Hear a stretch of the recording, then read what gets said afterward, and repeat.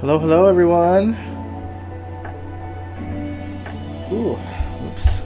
Got this in top chat mode. Did not mean to do that.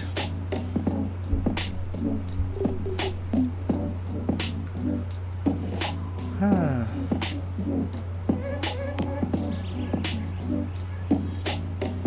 All right. Hi, everyone.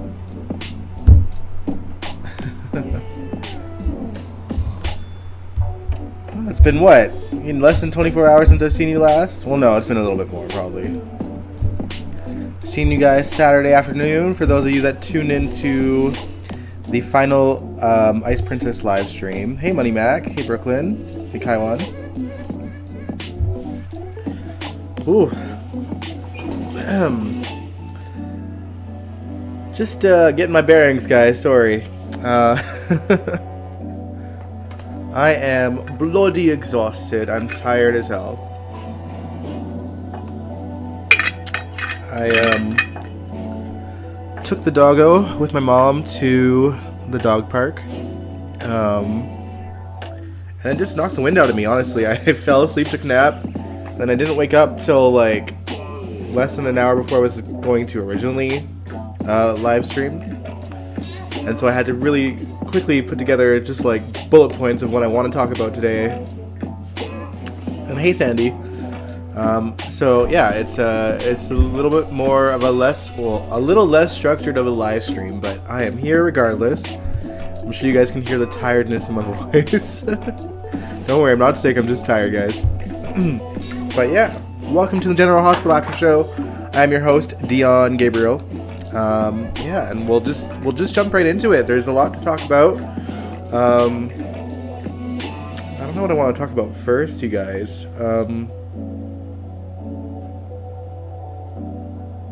I guess I have my note. Oh, Kaimani said, it was your sister's baby shower on Saturday. Very nice, very nice. Yeah, it wasn't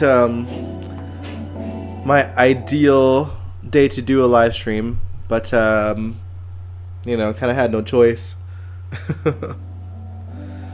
Oh, and again, for those of you that did show up and waited patiently, thank you for your patience in letting me do the live stream on that day instead of the Thursday that I was supposed to, and for your kind words and everything as well.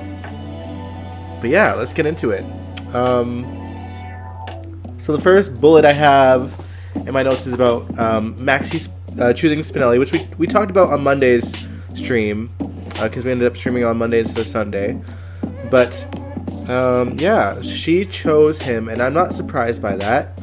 Liesel is very disappointed in that, but she has no idea that Nathan has slowly fallen for Lulu Spencer, and I don't know how she'll feel once that happens. Liesel even tried to go to Britt to try to talk him into fighting for Maxi, but I don't know. And when she did that, by the way, well, actually, the first thing she said to Britt was, Nathan doesn't seem as himself, and it's like Britt was expecting her to mean something else, but, I don't know. I want to know what Britt knows about Nathan's disappearance and reappearance, because she obviously knows a lot.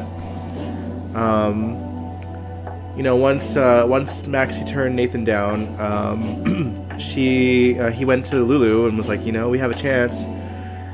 And then he went to her again a little bit later and tried to be like, can we really start this? And Lulu reluctantly says yes, and she's like, but we have to, if we're going to do this, we have to tell Maxi who's going to be the one to do it. And if the two of them aren't going to do it together, I would say Lulu would have to, because Nathan, he's already talked to Maxi, and now it's Lulu's turn. If you're gonna go into dating with her ex-husband, or maybe still technically husband, I'm still not sure where they're going on that part. But Lulu needs to be the one to explain, and I think that Maxi will understand. There's people that think that if they start to date, Maxi might feel some type of way and then start going for him instead of Spinelli, but I don't think she will. I really don't think she will.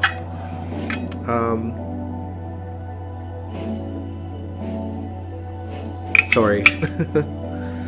Maxie also returned to work at Deception, and Lucy catches her up on what they've had to do to keep the company afloat after Maxie had collapsed. And Jen Sidwell shows up, and she's like, we got to talk about your exit strategy.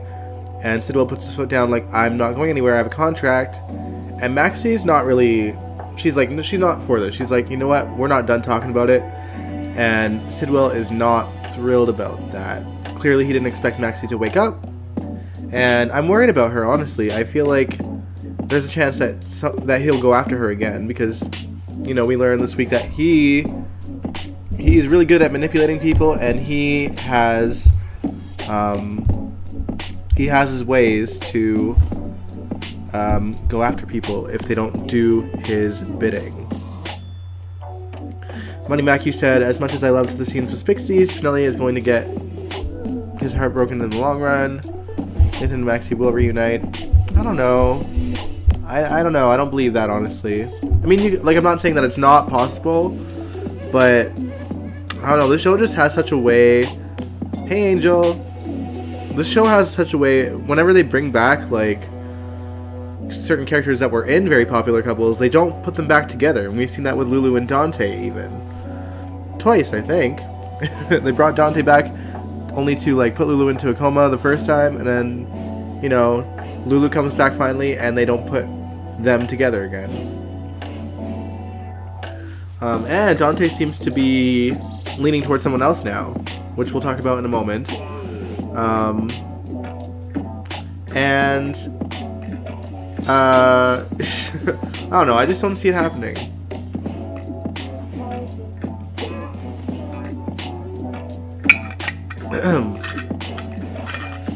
You thought they were gonna drag it out? Well, that's what I'm saying. Like, some people think that this is just a quick pick and that she'll eventually go back to Nathan, but I don't know. Nathan doesn't seem to be into wanting to get back with Maxie anyway. So, I don't know.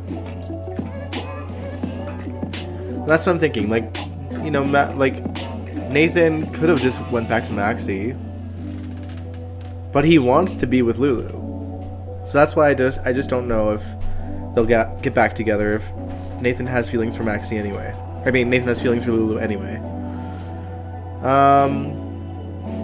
But yeah, we talked about Sidwell a little bit. Sidwell, this week, he forced Willow to become Congresswoman, and the way that he did that was because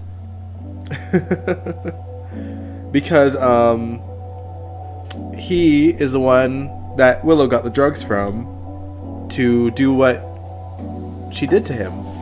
So Sidwell's very much in on it, and I mean, I don't think that Willow initially told him what she was using the drugs for, but but needless to say, he told her that, or I guess we seen him tell Drew actually that he figured that Willow was the one that shot Drew even before that. Which, I mean, it's obvious to everyone on the show, even the ones that don't know for sure. Like, Justine's gone on record saying she knows that they had the right person. I think Dante did too. He knows that Michael didn't do it. So it's not exactly out of the realm of possibility that others wouldn't have figured it out before. Sidwell being Willow's drug supplier was a surprise to me. See, it wasn't for me, and the only reason why it wasn't was because there was a storyline, and I can't remember what year. It wasn't that long ago, though. Like, within the last couple of years, where someone needed drugs for something else. I think, maybe it was, and I'm just guessing here, when Elizabeth was taking care of Esme at Nicholas's place. And drugs went missing, and the hospital caught it right away because their system knows when it's gone. And so I was like, okay, well, if she got those drugs, I don't think she got them from the hospital. She had to get them, like, on the black market or something. So that's why I was like, okay. I was like, maybe Sidwell. It wasn't at the top of my head, but I was like, it's a possibility. Hey, Allison. Yeah, he thought she took drugs from the hospital. Well, this is why that wasn't my thought, because of that storyline. Oh, Kaiwan, you're probably right. You're probably right, yeah. Thanks for that.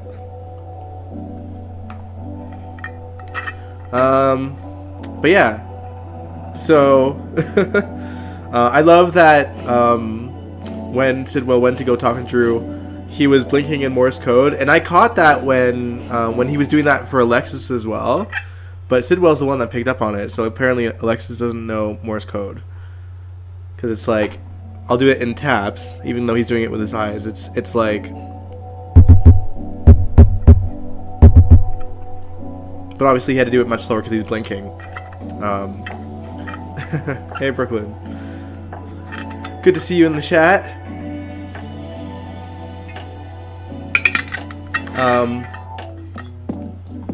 But yeah. It was just a funny conversation, and Drew's realization that Sidwell was in on it. Like, for a guy that can't do much, he looked terrified.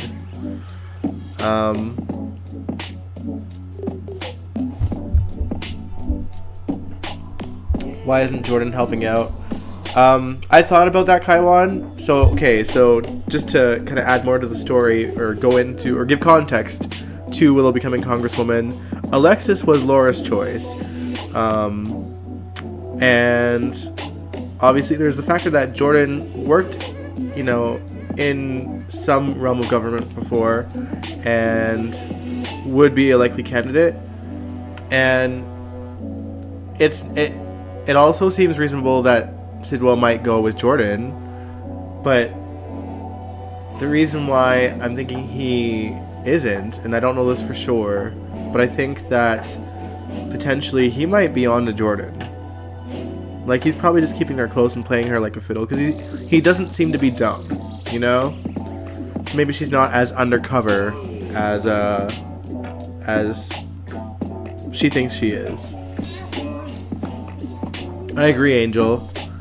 I'm like, she's done virtually nothing, but I think Sidwell knows, like that she's just keeping an eye on him, but she's not catching anything. But I think Sidwell's onto her, honestly. But also, Willow's easier to control anyway, and he's not completely wrong about like his reasoning to putting her in there, because yes, from a public point of view, she is a nurse. She just got, she fought for her kids. Publicly speaking, there's a lot of appeal to the masses in that sense. So I can see his reasoning. And she does come across as a bit of a pushover, although he knows that she tried to kill Drew. So I don't know. Although, at the end of the week, Willow was like, I'm not going to let men push me around. I can really use this to my advantage to make a really good life for my kids and, do things my way. So I think that maybe Jen's underestimated Willow's, ability to be his yes man, so to speak. Oh, Brooklyn, that was actually the next thing on my list to talk about. So, we'll get into it now. Britt... Oh, sorry, I should say Lucas knows about how Britt is being essentially held hostage to do Sidwell's bidding for this Phazon project. And he wants to help her get out of there, and he doesn't want to leave Windermere without getting Britt, away from Sidwell and the WSB and the Phazon project. And Britt's getting impatient. She, things are at stake. The project is moving forward pretty quickly, and she's already working on this prototype for what they need. Willow has delusions of grandeur. Yeah, true. Yeah, Sidwell's not going to make it easy for her. But yeah, I'm forgetting the other WSB's name, so if you guys want to put that in the chat, let me know. Again, I couldn't get my notes together quickly because I napped, you guys. But yeah, needless to say, the stakes are high. Lucas decides to tell Marco that he told Britt what he knows. And he's trying to get Marco to try and get one of the drugs that Britt needs, so that they can create a copy of it to get her out of Sidwell's grasp.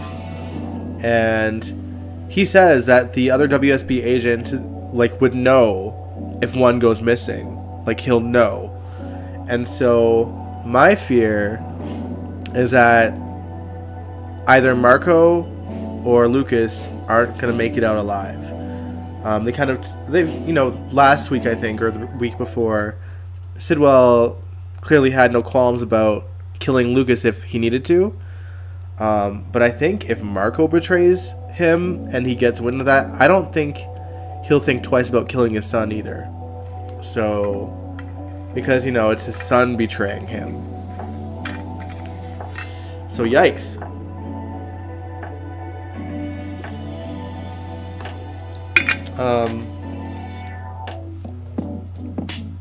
I think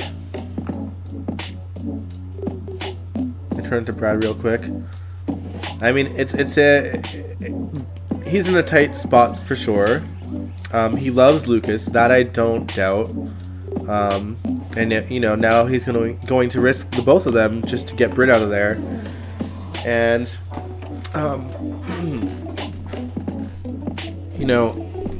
Jason's even discussing Lucas's know-how, because Britt and Jason met in secret and she let him in on Lucas being a part of this now. But it might be their only chance to get the drug protocol for Britt. And here's what I think will happen. I think that he'll get a hold of this drug, and it'll be just basically a race against time for whoever Jason will get to recreate this medicine. So whoever will do that, we'll see. Maybe Brad will, or maybe Britt will get Brad in on this too, because I'm assuming he's still in town. We don't really know. We haven't seen him in a bit, but I mean, she would get her bestie, and he does know labs pretty well, so we'll see. What else?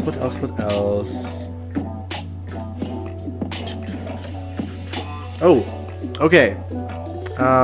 Let's quickly talk about the Michael and Chase showdown. So, obviously, Michael was hauled into the PCPD because of the keys, and quickly put two and two together that Chase had a hold of Michael's keys. Michael obviously thinks that Chase planted them there, and they have this big confrontation at the queues later, and just get into an all-out brawl with each other. And Brooklyn, she pulls Chase into a room to discuss, their adoption situation. They were trying to adopt again, and Brooklyn doesn't want all this drama. She's like, we can't go forward with this adoption thing if you're gonna be so obsessed with having Michael, or going after Michael. And she almost words it like an ultimatum, and Chase firstly sees it as that thing. But she's like, yeah, we can't go forward if you're gonna do this, but it's not like an ultimatum, it's just the reality. If you're gonna keep going after Michael, we're not gonna be able to live in this house anymore. And then we don't have all these things going for us in terms of, being able to provide for our new kid if we don't know what our life is going to be. And I think that Chase is willing to let other people handle it. At least he says he is. So we'll see. I think Chase will be less obsessed as his wife.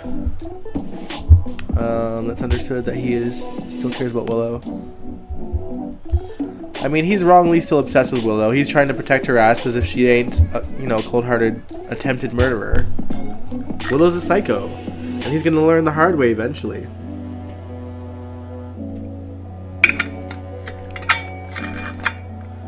I can't wait till Chase finds out. I cannot wait.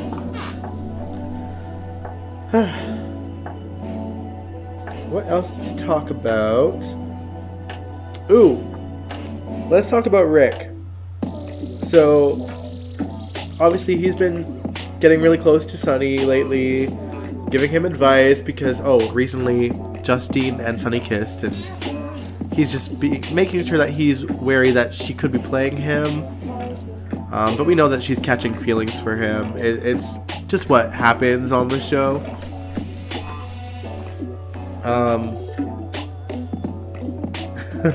Allison, you're right.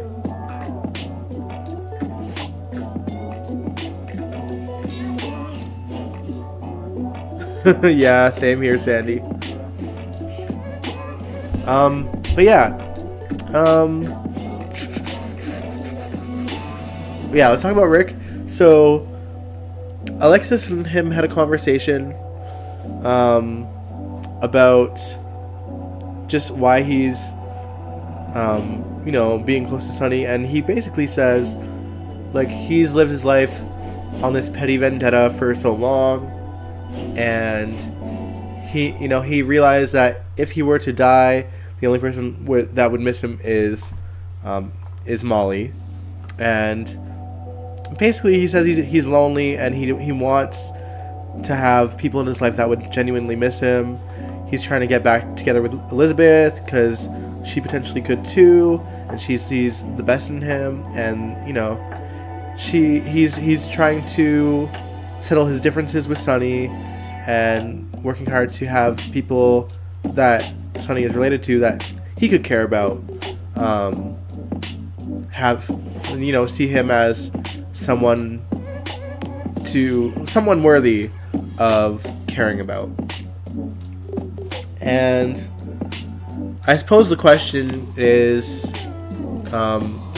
is that really the case? Is Rick being sincere? And in my opinion, I think he is. And the only reason why I think he is because we've been here before.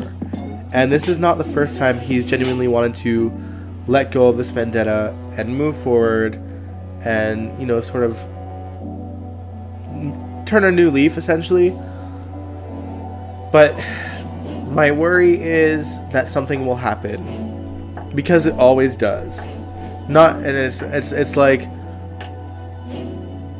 I don't know, it's never really his own wrongdoing, but something will happen that will make him regress. And then he'll want revenge again. And I think that's probably what's going to happen again. I don't know. And the thing is, at least in terms of the Elizabeth front, he might have competition for her heart, because Dante out of nowhere seems to have developed a crush on Elizabeth, which seems so left field. Like, it just seems so random. I don't know how to feel about it. Like, I'm not exactly against the idea, but I think if Rick loses Elizabeth to Dante, I think this is how he will regress to maybe just doing, his own thing. Maybe Rick wants the DA position for himself. Maybe. Allison, you're in agreement with me. You think that he's sincere now, but something will happen. And yeah, and so that's why I'm thinking there's this Dante and Liz angle. He's trying to, getting good graces with Sunny's whole family, but now Sunny's son is moving in on, the girl he wants. And so if he loses to Dante, then he's probably going to feel a little less, warm towards the Corinthos clan again. So, so here it is. Sandy said they are not a match. Yeah, I don't see the chemistry with Dante and Elizabeth. I just don't. I don't even see that Elizabeth is interested in Dante either. Like, I think she just genuinely sees him almost as family in a way. I don't know. That's the vibe that I get.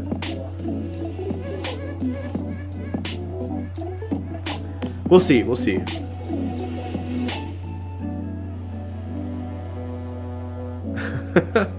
Losing to his nephew over a woman is wild. Yeah. Yeah.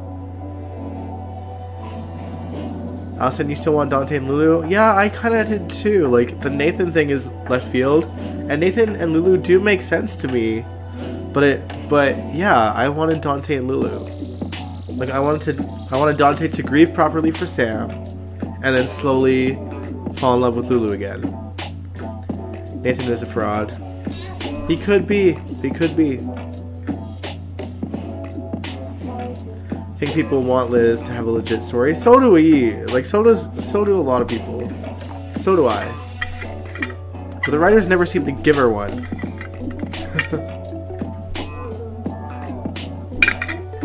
My apologies, guys.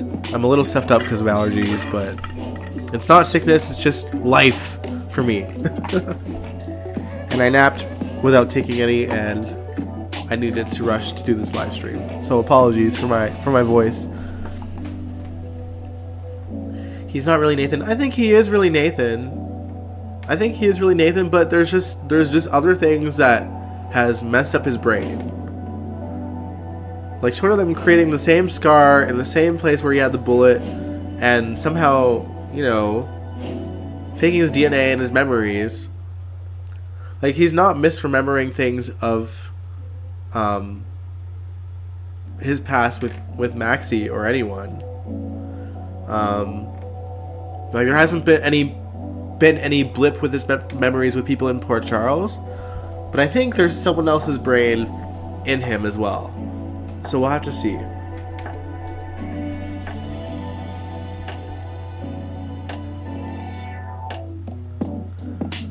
Well, yeah, that's the thing. Like, he's had enough time to grieve for Sam, and now he seems to be falling for Liz instead of Lulu. It's like, oh, it's irritating. It is irritating. Alright, what else is there to talk about? Ooh. Kind of the last thing I have in my bullet points, unless you guys have anything else to talk about. Why did he never act like he missed Maxie when he was in a coma? I feel like he did. Especially at the beginning.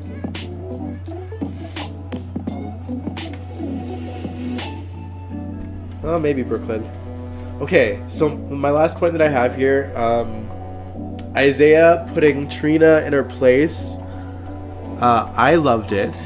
Basically, he went to Trina and basically told her about herself, being like, you know, you're sitting here punishing your mom when your dad's doing the same thing, and like literally just like clocked her.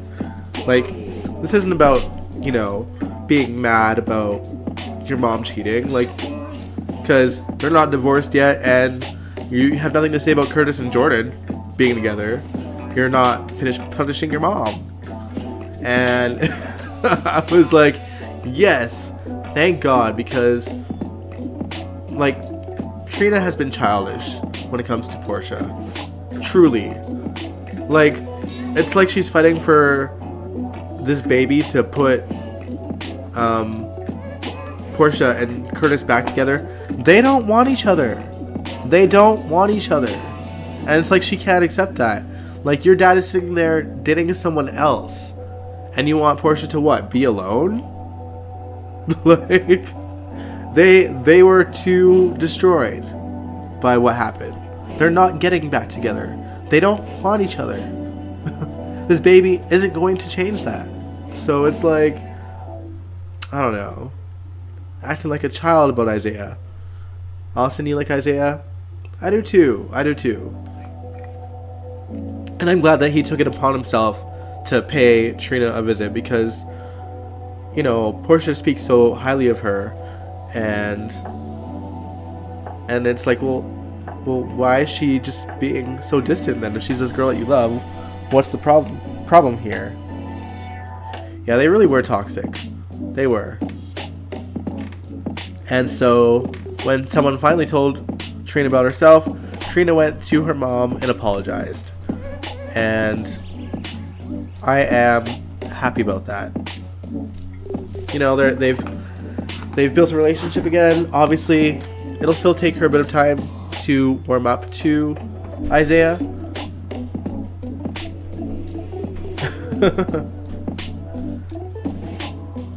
That's the thing, Angel, is that she didn't really forget because she's been throwing that into her mom's face as well. But it's like,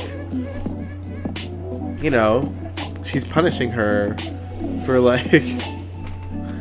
for basically being correct about Curtis. Like, Curtis and Jordan were literally having an emotional affair and denying it to Portia, only to basically jump back into a relationship together the second that Portia was found out that she had moved on herself. Because Portia truly thought the marriage is over.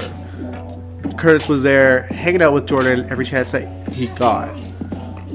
And so Portia was right, and she was right to move on.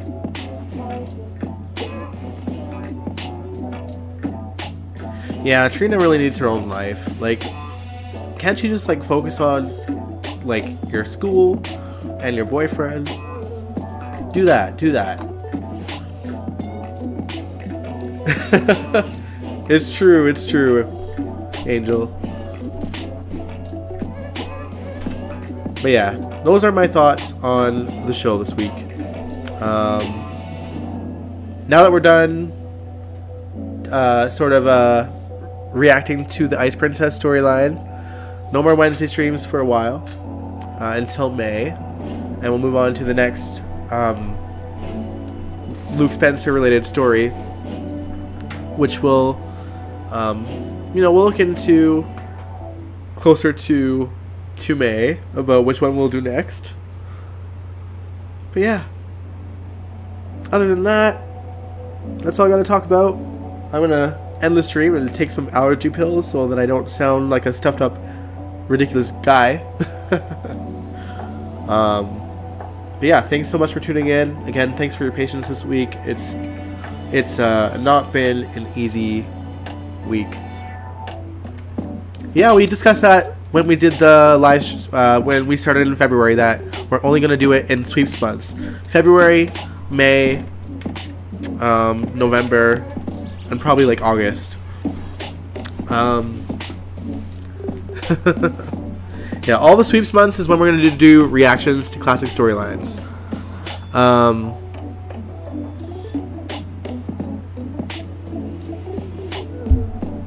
Money Mac, we already talked about Listen Dante and why we think it's happening. Alright, guys. I will... I'm not sick, you guys. It's just allergies. Like, as soon as I take the pills, this will go away. So, I'm good. But yeah, I will see you guys next Sunday. If you like the stream, give it a big old thumbs up. Subscribe if you want to. And I will catch you guys next weekend. Mwah.